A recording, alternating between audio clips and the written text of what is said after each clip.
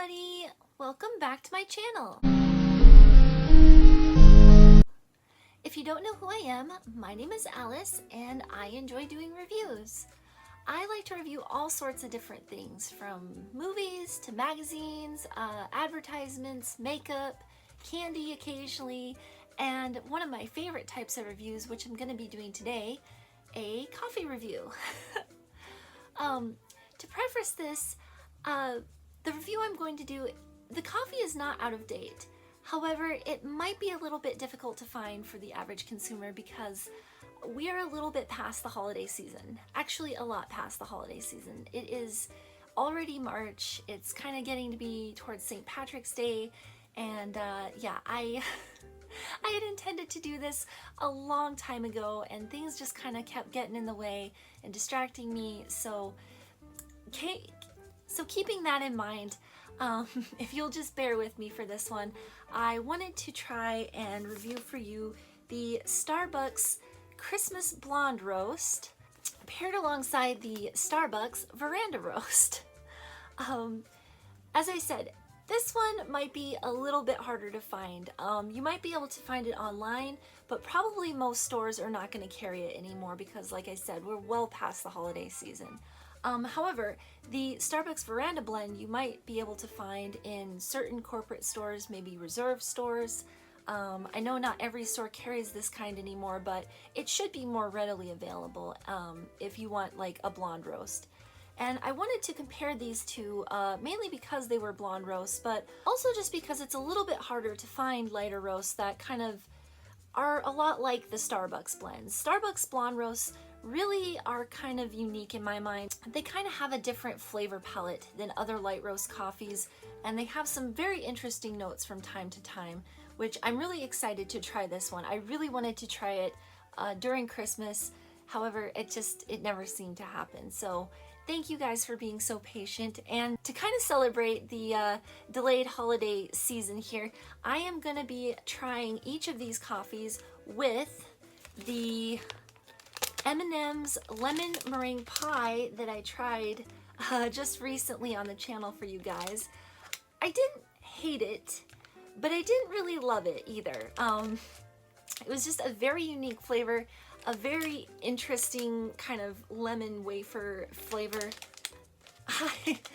I'm not sure I'd ever buy these again, but I feel like these would be a really good item to, you know, try with the coffees and see if we can taste any of the hidden notes in either roast here. So yeah, we're gonna give these a little bit of a go today. Not sure if anyone saw my life update video, but I've been having a lot of very intense streams lately, some sleepless nights, and just some different issues during the night that have been causing me insomnia. So that is probably why I haven't been uploading as often lately. I haven't really been feeling like myself. So thank you so much for watching today and kind of sticking with me and bearing with this late review that I'm going to be doing today. Let's take a look at the Starbucks Christmas Blonde Roast. Now, this roast only comes out during the holiday season. However, the holiday season gets pushed further and further ahead every year. So honestly, you might be able to find this in, say, like November through December, maybe even January, depending on how much product that the store buys. Usually stores can only buy, you know, a certain number of these bags. So, you know, what they have is what they got, and once it's gone for the season. However, this is a featured roast with washed Ethiopia beans. It claims to have notes of spiced orange and fig compote. I'm not sure what compote is. As I mentioned with the other two holiday roasts that I tried, I'm not exactly loving the bag it comes in. To me, it's just kind of very bland. It's very simple. I think the green bow is nice, but it just doesn't really scream holiday like its other bags. As you can see with the Veranda roast, there's a lot going on in this bag, and in fact I actually really think this bag is very pretty. I like the gold, I like the little hummingbird on the front and the flowers and everything. It's a very big difference between the two bags, and I don't know, maybe they were kind of going for something, you know, more simple, more classic Christmas. but I don't know. It really didn't scream Christmas to me or holiday. Let's see. It says on the side here, Blonde Roast 2025.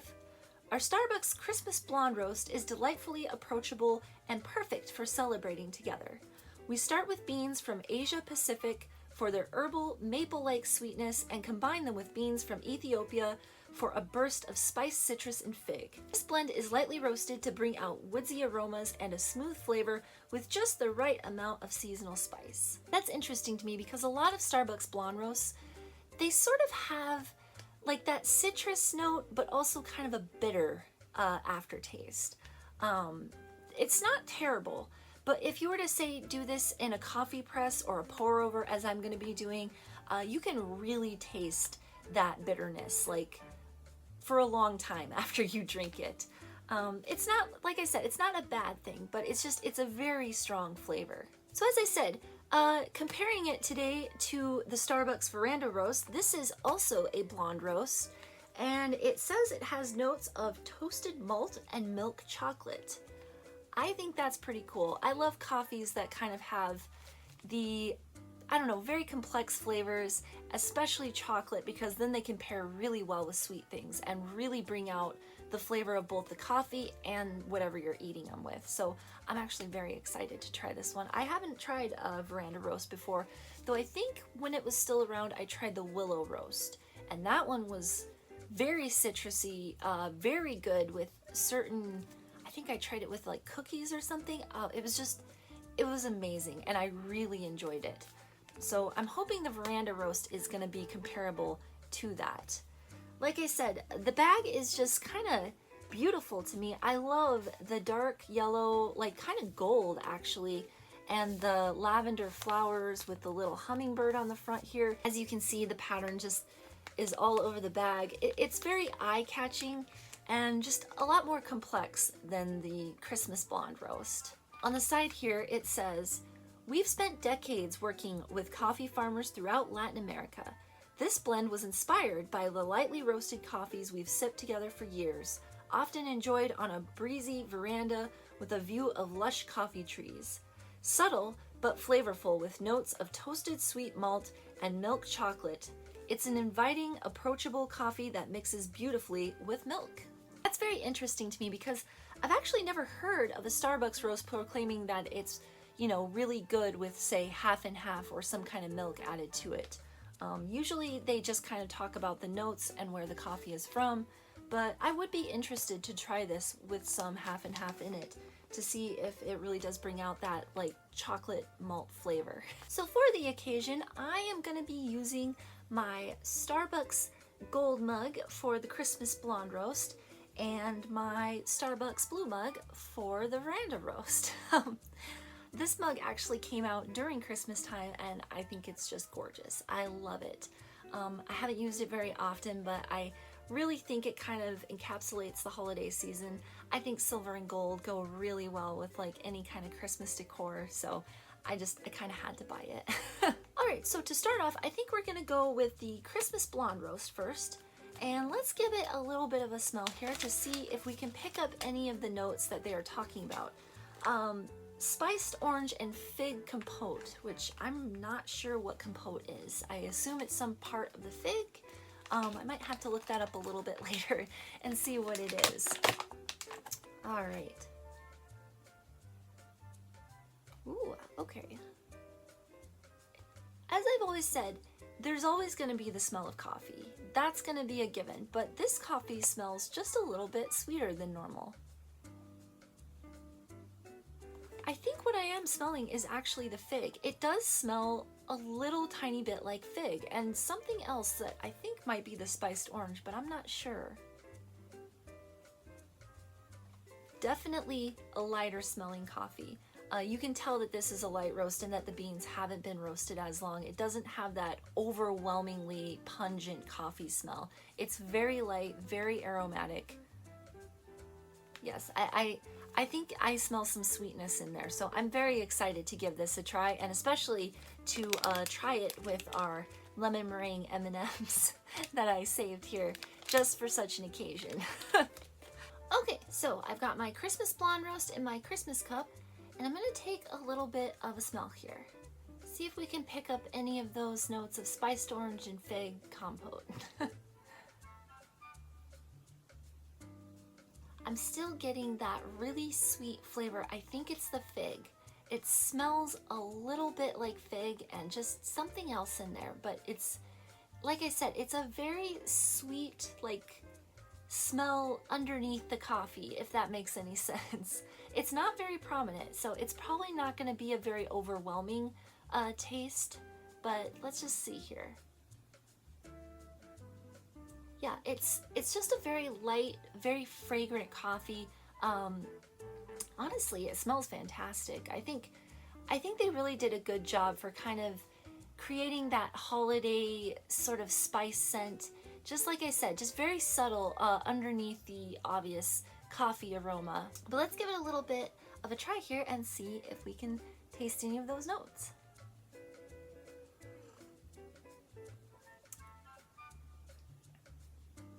Oh yeah, okay. Like I said, there is that bitterness that a lot of light roast coffees have. I don't know what it is about them, but it's just the faintest bit of bitterness that comes with these blonde roasts. It's not overwhelming in this coffee. In fact, what they said on the description was pretty true. It's a very smooth tasting coffee. Okay, maybe it's the spiced orange, because there is that citrus taste along with the bitterness, but then there's that sweetness with it.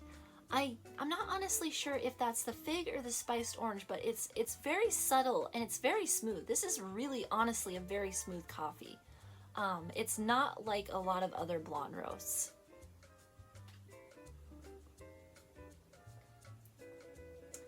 Very light-bodied. This is not the type of coffee that is gonna linger on your tongue and on your breath for like a really long time, like a lot of heavier body coffees do. A lot of dark roasts have pretty heavy bodies, but this one is very light, very smooth finish. Like I said, just a hint of bitterness. And if I were to say brew this in like an actual coffee brewer, I don't think I'd be able to taste the bitterness at all. It's so subtle and light. And it has just this very faint, sweet citrus taste, which is really, I don't know, it's very, very good. I think I like this one better than the other two holiday coffees that I tried. Yeah, just very light, very flavorful, at least if you do it in the, the pour over method like I did for this coffee. Wow, that is just such a unique flavor for coffee. I really do feel like this embodies the Christmas spirit that they were talking about, just the holiday season in general. Why don't we give it a little bit of a try with some of these M&Ms here. So the thing to do when you're pairing coffee with a food item is to take a bite of food and then take a drink of the coffee.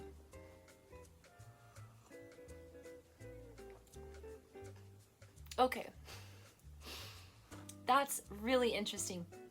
Almost immediately, I taste oranges. Not even the lemon, I taste straight up orange. That is really interesting. Oh yeah, it totally makes those citrus notes pop. And it's really good, honestly, with these M&Ms. It makes the M&Ms, for me anyway, a lot more palatable. Very smooth taste still though. Honestly, I think it's gonna be hard for the Veranda roast to beat this, but if they really do have milk chocolate in it, I don't know, I really like chocolate, so I will be interested in seeing if these pair well with the M&Ms or not. I'm gonna try another one.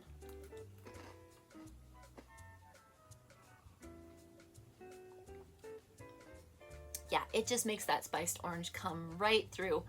You can really taste the sweetness of the coffee with the M&Ms. And like I said, it makes them, for me, a lot more palatable. I would definitely say that this coffee would go well with some kind of dessert item or like some kind of Christmas pie. Probably not so much a savory dish, but honestly, this coffee I feel like would work well with most things. And I feel like most people, if you made this in a brewer, I think most people would enjoy this coffee. I guess I'm gonna rate it about an 8 out of 10. There is that slight bit of bitterness, but like I said, in a brewer, you're really not gonna taste that. When it's more diluted, it's just a really smooth cup of coffee. It has this underlying sweetness, and I imagine if you were to add cream and like a slice of pie, this would work really well. So the next coffee we're gonna try is the Veranda roast, and I wanna give this a little smell. I'm very curious to see if I can smell any hints of milk chocolate or the malt that they're talking about. Normally coffees don't have quite as complex flavors as that, so I'm very interested in seeing if it's gonna live up to its claims here. Again, just a very light smelling coffee, very aromatic coffee. I'm not really getting any of the chocolate that they're talking about or the malt.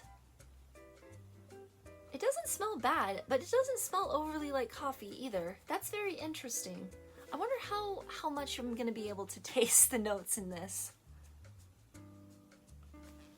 Honestly, I'm very excited. I wanna see if this really does live up to its claims, so let's give it a shot. Okay, so I have my Veranda roast here in my blue Starbucks mug. I am gonna be giving it a little bit of a smell. Maybe we can kind of detect more of those milk chocolate malt notes. Okay, when it's brewed, I actually do smell a little bit of sweetness in it.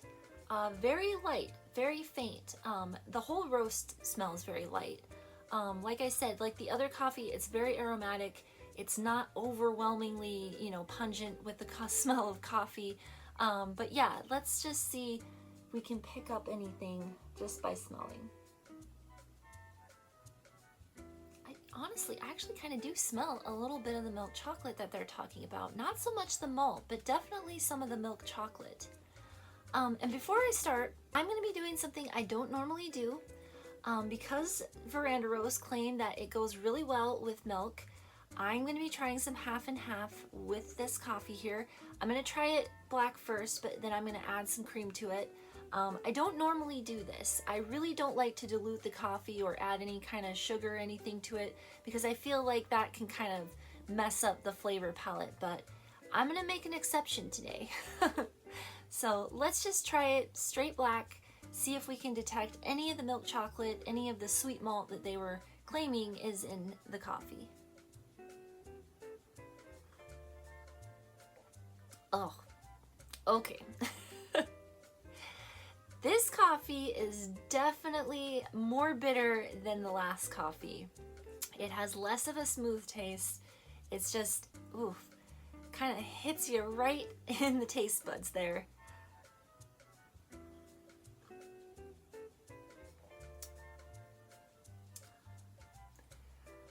It's very light, and I do detect a tiny bit of sweetness, but it's very hard to tell if that is the notes of milk chocolate, of the malt, or just, I don't know, maybe like the M&Ms that I ate earlier. It does have a far more bitter taste than the other coffee. More so that I would say that if you were to make this in a brewer, you might be able to taste a little bit of that bitterness.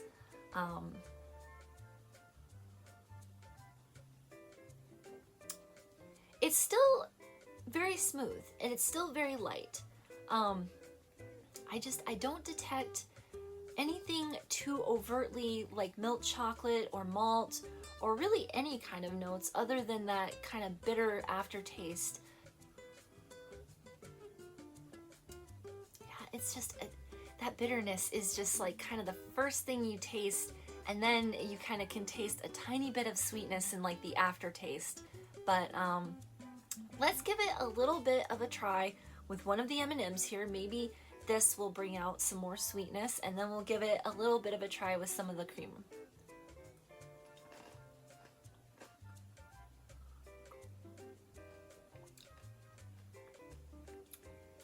No. Now, I'm sorry, I don't taste any milk chocolate. I taste the lemon, which is very sweet, and it it tones down the bitterness. If you were to eat something sweet and drink this coffee, it would definitely tone down that bitter immediate taste that you get. But overall, I'm not getting any milk chocolate. Maybe that is because there's no milk in this, but oh man. Maybe just the faintest, the whisper of malt flavor. It's so hard to detect and tell. Sometimes coffee notes will be really prominent in the coffee, and sometimes they'll be just like, kind of like someone imagined that they tasted something in a cup of coffee, not really able to be identified by anybody else. Oh,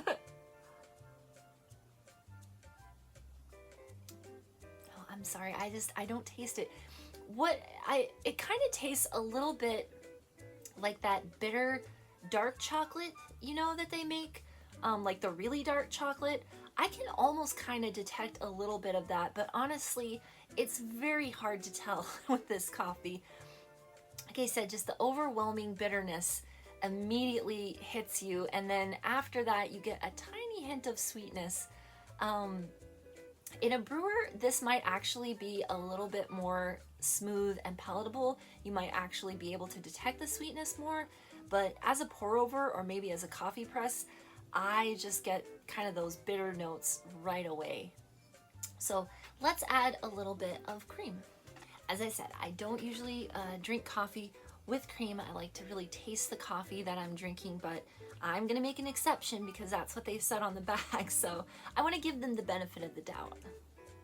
All right, let's kind of swirl it and mix it. I didn't bring a spoon in here with me, so we're just gonna kind of have to swirl and mix here. All right, let's give it a little try with the cream now.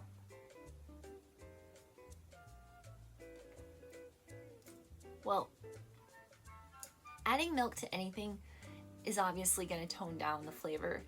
I still really don't detect any of those chocolate notes. The sweetness has increased, but that bitterness, it's still there. It's just not quite as in your face.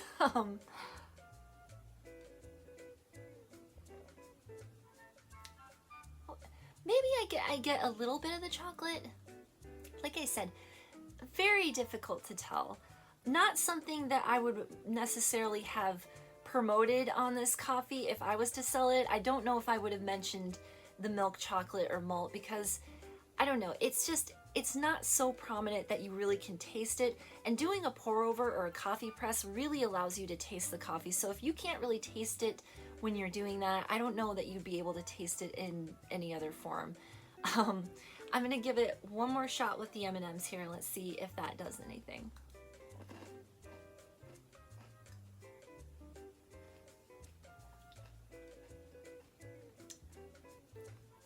No, I'm sorry. No, I just taste lemon and I taste less bitter coffee. Now, maybe if I were to have this with chocolate, I might get some better notes. But as it stands, I don't know. I don't know if I would necessarily even recommend this coffee with something like a dessert. Maybe this might bring out more notes if you were to have something kind of savory or, you know, a little bit less sweet, because the sweetness of what you're eating just kind of overwhelms your mouth and then the bitterness just kind of locks in there. And it's just not what it promised that it would be. Not a bad cup of coffee. I will say that. It's not the worst cup of coffee I've ever had. I don't necessarily know that every coffee drinker would enjoy this. If somebody really likes just like plain coffee, I don't know that I would recommend this one to them. That bitterness might kind of throw them off a little bit. However, like I said, it's not the worst cup of coffee I've ever tasted. I would give this a solid 7 out of 10. I don't taste it. I don't taste what they're saying is in there. I'm sorry, Veranda Roast. I love the bag of it. I love the idea of having chocolate in a coffee, but this isn't it, unfortunately. Well, thank you guys so much for tuning in today. I'm sorry this review took so long to get out and that the holiday season is practically over, but I really appreciate you taking the time to watch, and I hope to have some more reviews out pretty soon. So please stay tuned and I will see you guys later. Bye.